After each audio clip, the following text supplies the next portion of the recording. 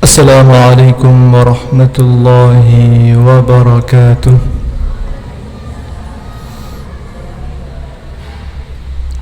الحمد لله على إحسانه والشكر له على توفيقه وامتنانه، وأشهد أن لا إله إلا الله وحده لا شريك له تعظيما لشأنه، وأشهد أن محمدا عبده ورسوله الداعي إلى رضوانه، صلوات الله وسلامه عليه وعلى آله وأصحابه وأتباعه وخلانه.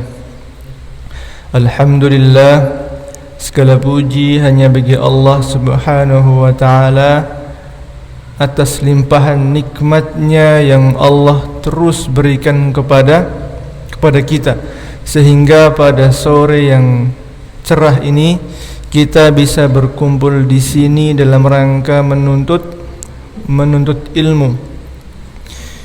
Dan nikmat semangat belajar atau menuntut ilmu merupakan nikmat yang paling mahal.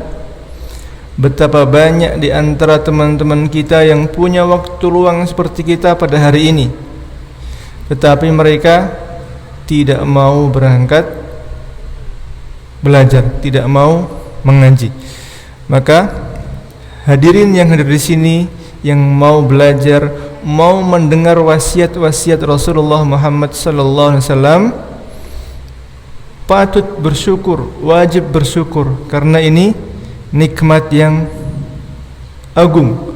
Tidak semua orang memilikinya dan menyadarinya.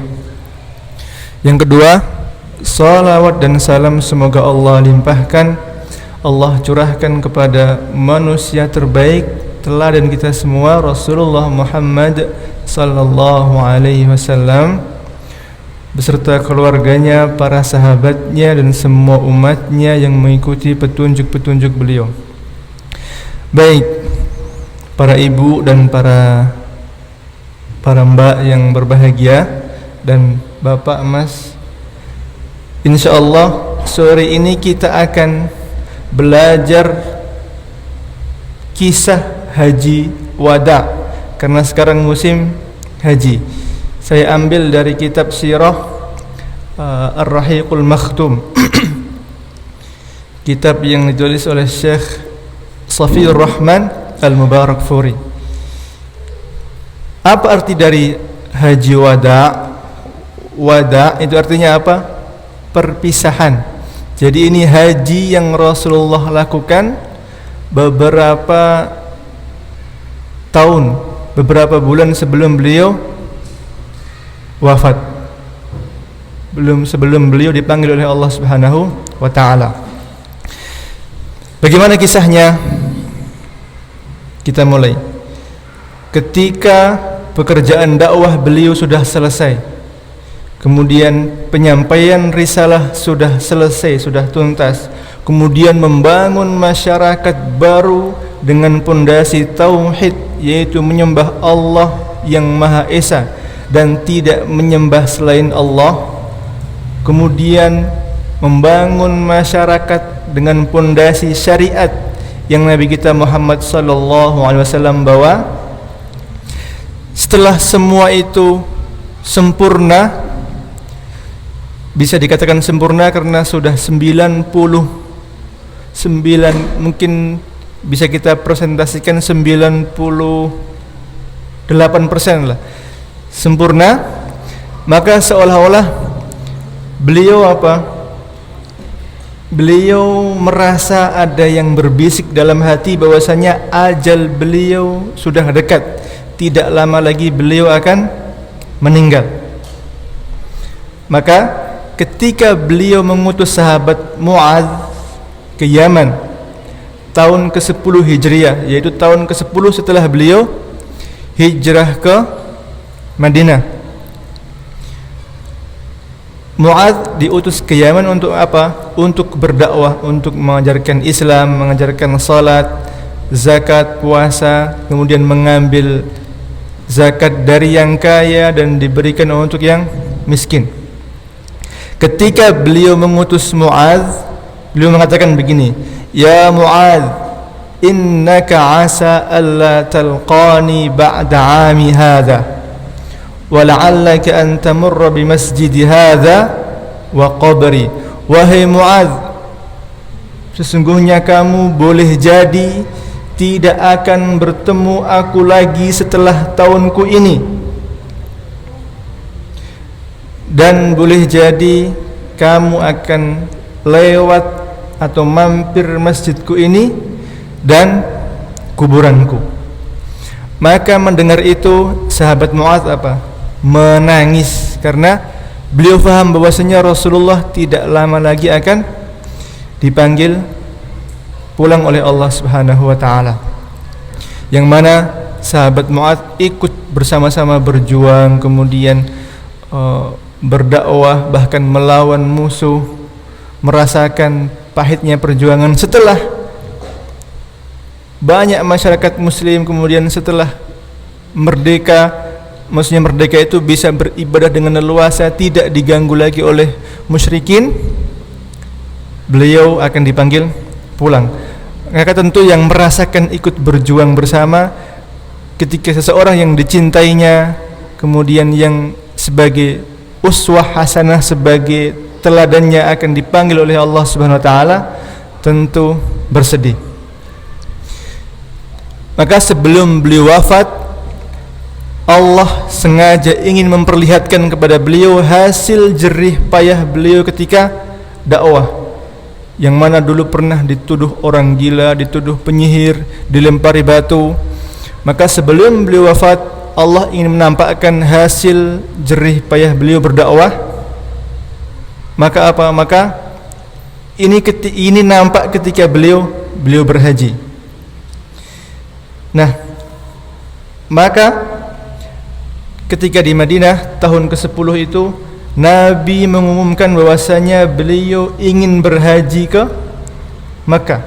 Maka banyak masyarakat muslim yang datang ke Madinah, dari pelosok-pelosok datang ke Madinah.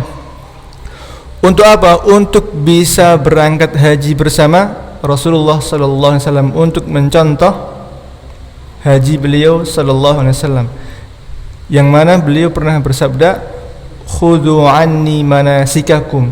Ambillah dariku tata cara ibadah haji kalian. Banyak orang datang ke Madinah. Maka pada hari Sabtu bulan Dzulqa'dah, sisa 4 hari.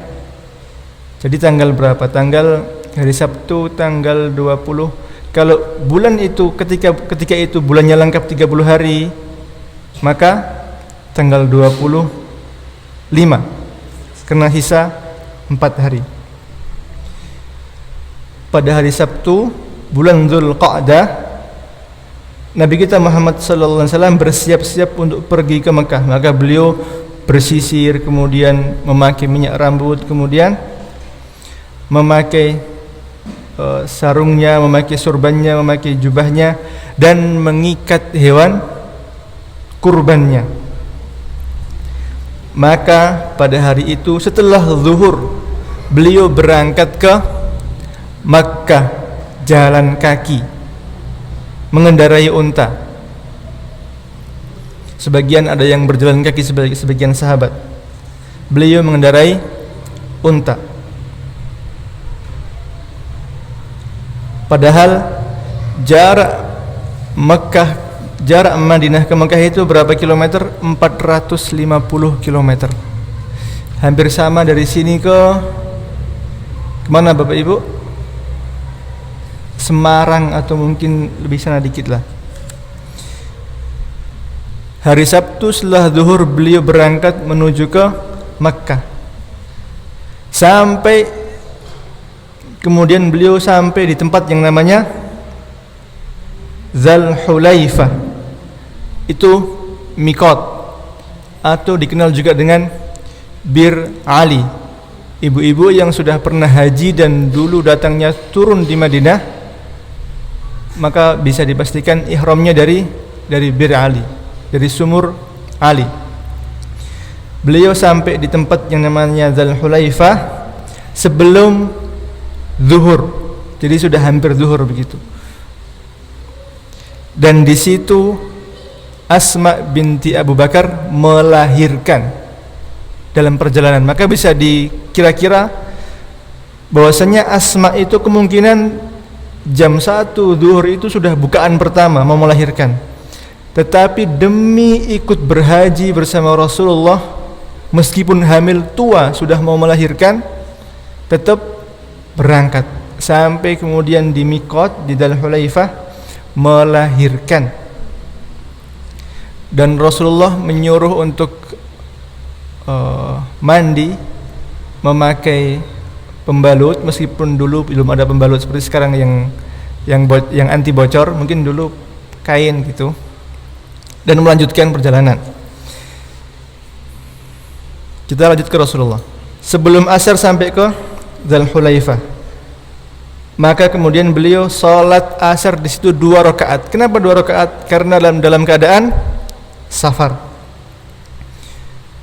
Kemudian ternyata di situ menginap. Itu karena mungkin Asma melahirkan kan, jadi dalam rangka meringankan para sahabatnya menginap di situ di Miqat. Apa itu Miqat? Miqat itu kalau bisa kita katakan ibarat gerbang masuk Mekah bagi orang yang ingin melaksanakan umrah atau haji. Di situ dia mandi dan mengganti pakaian ihram. Miqat itu ada 5. Yang pertama Dzul Hulaifah, jaraknya 450 km dari Makkah. Jadi ini Miqat yang paling jauh dari Makkah dan paling dekat dengan Madinah. Yang kedua namanya Al-Juhfah, itu jaraknya 183 km. Itu Miqat diperuntukkan untuk orang-orang Syam, Maghrib, Maroko, Aljazair, Mesir, Sudan dan sebagainya. Kemudian ada Miqat yang ketiga namanya Qarnul Manazil. Ini Miqat diperuntukkan untuk orang-orang yang penduduk Najd seperti Al-Qasim, Riyadh, Buraidah dan sebagainya. Ada Miqat yang keempat namanya Yalamlam. Ini diperuntukkan untuk penduduk Yaman, jaraknya 92 km dari Makkah. Dan yang kelima namanya Zatu Irqin. Ini Miqat berjarak 94 km dari Makkah, diperuntukkan untuk orang-orang Irak. Jadi siapa saja yang mau masuk Makkah untuk umrah atau haji, ketika sampai di Miqat ini dia disunahkan mandi dan wajib mengganti pakaian ihram. Yang putra memakai pakaian ihram yang putih, dibuat sarung 1 dan dibuat selendang 1, dan tidak boleh memakai pakaian yang berjahit yang membentuk tubuh. Jadi maaf, para bapak ketika memakai ihram itu tidak memakai celana dalam. Adapun ibu-ibu maka memakai pakaian biasa, yang penting suci, menutup aurat. Boleh putih, boleh hitam, boleh merah hijau. Merah hijau enggak masuk, merah sama hitam lah gitu, atau sebagainya. Di situ berniat. Kalau umrah dia katakan labbaik Allahumma umratan, kalau haji labbaik Allahumma hajjan. Setelah berniat kemudian bertalbiyah sambil berjalan ke Mekah. Labbaik Allahumma labbaik, labbaik la syarika lak, labbaik innal hamda wan ni'mata lak wal mulk la syarika lak. Itu terus sampai Mekah. Ketika mau umrah, sunnahnya itu memperbanyak talbiyah di jalan sampai ke Mekah. Baik, kita kembali ke Rasulullah. Beliau menginap di situ. Menginap di situ sampai subuh. Setelah subuh beliau mengatakan kepada para sahabatnya, "Atanil lailah atin min rabbi faqal salli fi hadzal wadil mubarak wa qul umratan fi hajjah." Nabi bersabda, "Semalam datang utusan Allah kepadaku dan dia berkata, solatlah di lembah yang diberkahi ini, dan katakanlah atau niatkanlah umratan fi hajjah, umrah dalam rangkaian ibadah haji. Jadi satu paket begitu, umrah digabung dengan haji. Namanya apa? Qiran. Namanya haji qiran. Sholat subuh di situ, kemudian menyampaikan tadi wasiat dari Jibril. Kemudian beliau sebelum sholat zuhur di situ mandi untuk memakai pakaian ihram. Kemudian Ibunda Aisyah memakaikan parfumnya dengan tangan beliau, hingga sebagian parfumnya itu terlihat di belahan rambut Nabi kita Muhammad sallallahu alaihi wasallam. Kemudian beliau memakai pakaian ihramnya. Kemudian sholat zuhur 2 rakaat. Kemudian berniat untuk haji dan umrah di tempat sholatnya. Di sini disebutkan wa qarana bainahuma, yakni menggabungkan haji dan umrahnya. Kemudian keluar, kemudian beliau menaiki untanya yang bernama Al-Qaswa. Kemudian bertalbiyah, labbaik Allahumma labbaik, labbaik la syarika lak labbaik. Terus berjalan, melanjutkan perjalanan menuju ke Mekah. Sampai dekat ke Mekah, beliau menginap lagi di tempat yang namanya Dzituwa. Setelah menginap di situ, maka beliau masuk ke Mekah setelah sholat subuh dan mandi pada hari Ahad tanggal 4 bulan Dzulhijjah tahun ke-10 Hijriah. Berangkatnya bulan Dzulqa'dah, sisa 4 hari sampai di Mekah, masuk ke Mekah tanggal 4 Dzulhijjah. Maka total perjalanan dari Madinah ke Mekah itu berapa? 8 malam. Dan ini jarak yang menengah, 450 km ditempuh dengan 8 malam. Kemudian ketika beliau masuk ke Mekah, masuk ke Masjidil Haram, langsung tawaf mengelilingi Ka'bah berapa? 7 kali. Kemudian sa'i antara Safa dan Marwah. Dan beliau setelah sa'i tidak bertahallul, tidak memotong rambut, karena beliau niatnya haji qiran, menggabungkan antara umrah dan haji. Dan karena beliau telah sejak dari Madinah membawa apa? Hewan kurban. Berjumlah berapa? 100 unta. Berjumlah 100 unta. Tadi sampai mana? Tawaf, sa'i, kemudian beliau tidak memotong rambut. Tetapi beliau menyuruh para sahabatnya memotong rambut, karena mereka tidak membawa hewan kurban. Beliau mengatakan, ketika para sahabat disuruh untuk memotong rambut, sebagian ragu-ragu. Loh, kok memotong rambut, kan belum selesai hajinya? Ternyata apa? Bagi yang tidak membawa kurban, itu hajinya haji tamattu. Jadi apa? Umroh dulu, tawaf, sa'i, memotong rambut, dan tahallul, halal. Dia bisa pakai baju biasa, begitu.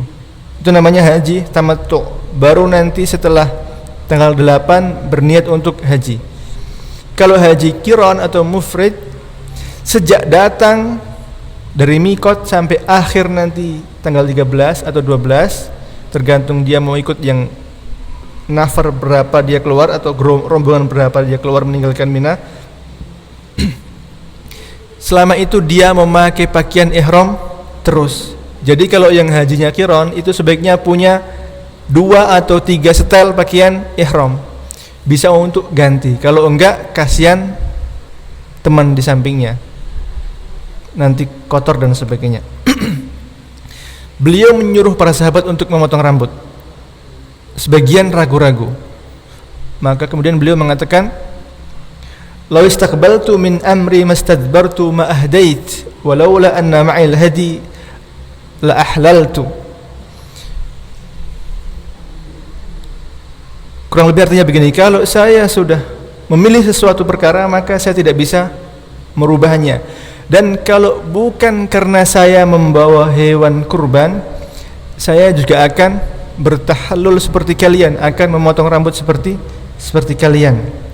Maka para sahabat yang tidak membawa hewan kurban memotong rambut di situ, bertahallul. Kemudian pada hari ke-8 bulan Dzulhijjah, atau disebut dengan hari apa? Hari Tarwiyah. Beliau bersama para sahabatnya menuju ke Mina. Jadi jarak antara Masjidil Haram ke Mina itu jauh. Mungkin sebagian teman-teman bertanya, kalau umroh itu bisa selesai berapa jam? Kalau umroh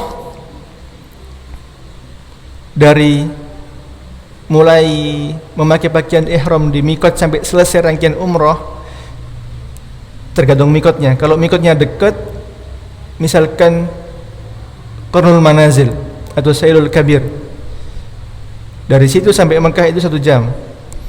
Maka total sejak awal dia berniat umroh sampai selesai tawaf sa'i dan memotong rambut itu 3 jam selesai. Itu umroh. Tetapi kalau haji berhari-hari, tanggal 8, 9, 10, 11, 12, 13, 6 hari. Rangkaian ibadah haji itu aslinya 6 hari. Tetapi kenapa kok lama? Dari sini kadang 40 hari. Itu karena kloternya banyak, kemudian dibuat rangkaian keberangkatan. Kalau berangkat semua bareng nggak bisa. Kemudian dibagi, sebagian turun di Madinah, sebagian turun di Mekah. Ada juga yang sebagian harus bisa sholat 40 kali berjamaah di Madinah dan sebagainya. Tapi kalau intinya haji itu hanya itu, tanggal 8, 9, 10, 11, 12, 13. Tadi sampai mana? Hari ke-8 beliau bersama para sahabatnya berangkat ke Mina. Beliau sholat di Mina zuhur, asar, maghrib, isya dan subuh. 5 sholat waktu di Mina. Mabit di Mina tanggal 8 malam 9. Tanggal 9 pagi setelah sholat subuh, beliau menunggu sebentar sampai matahari terbit. Setelah itu beliau berangkat ke Arafah. Nah, Arafah ini jauh lagi dari Mina. Dia di luar batas tanah haram. Kalau Muzdalifah sama Mina itu disebut Al-Mash'arul Haram. Kalau Arafah tidak disebut Al-Haram karena dia di luar batas tanah haram. Tanggal 9 beliau berangkat ke Arafah. Sampai di sana beliau telah mendapatkan tenda sudah disiapkan. Maka beliau istirahat di situ sampai kapan? Sampai matahari tergelincir ke barat, sampai zuhur. Maka kemudian setelah matahari geser ke barat, beliau menaiki untanya yang bernama Al-Qaswa dan berjalan sampai di perut lembah. Dan di situ sudah berkumpul para sahabat sekitar berjumlah 144.000. Maka kemudian beliau di situ berkhutbah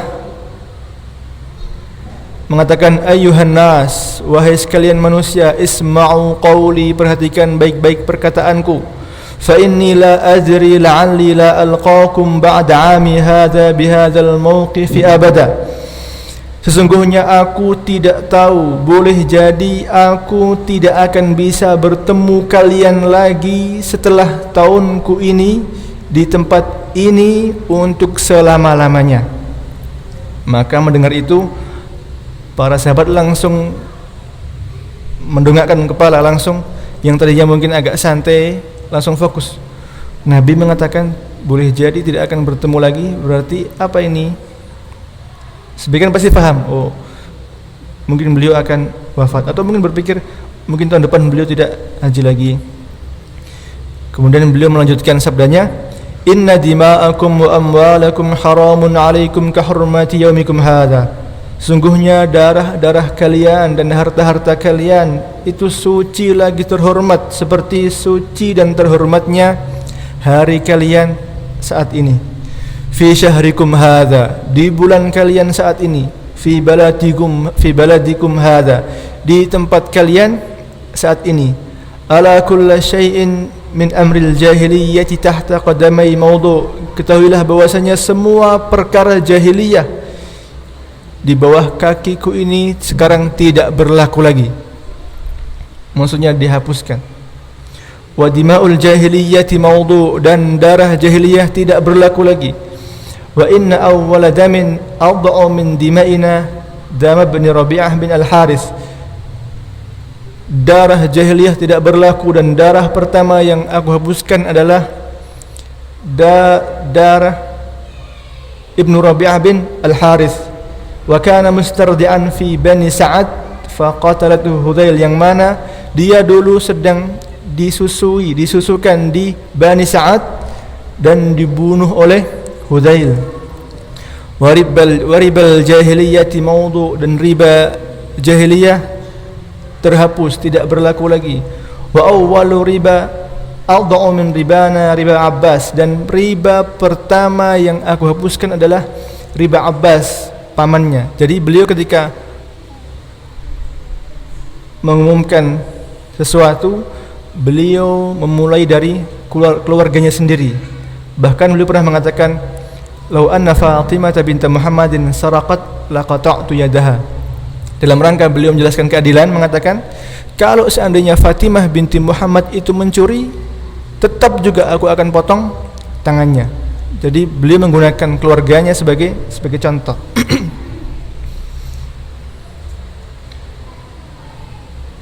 Kemudian beliau melanjutkan khutbahnya, fattaqullaha fin nisa. Ini pesan untuk para lelaki ini.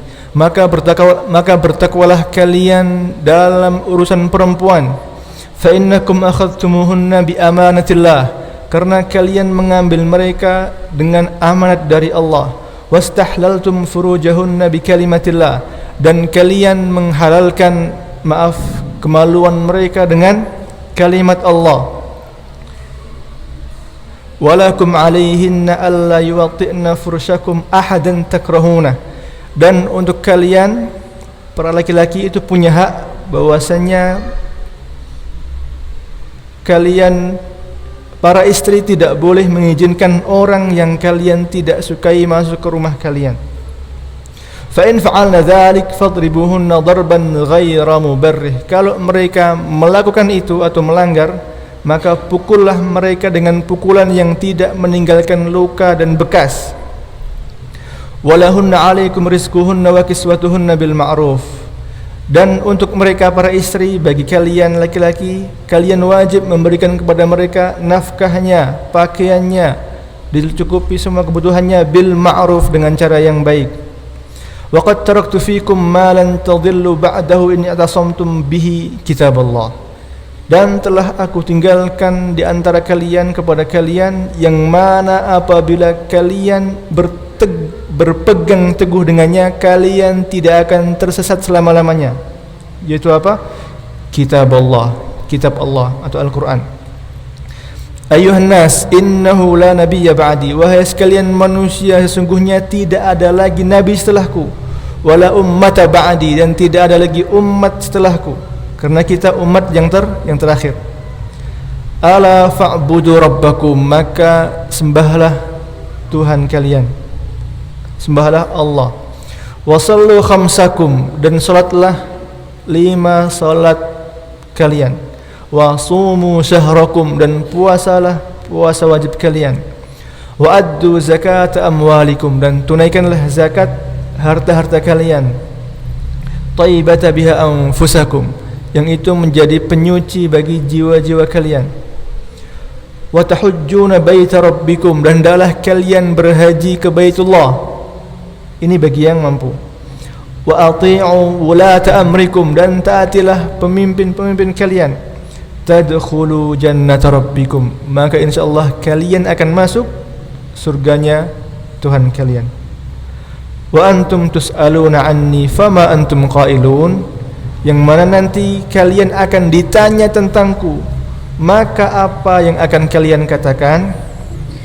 Para sahabat menjawab, nashhadu annaka qad balaghta wa addaita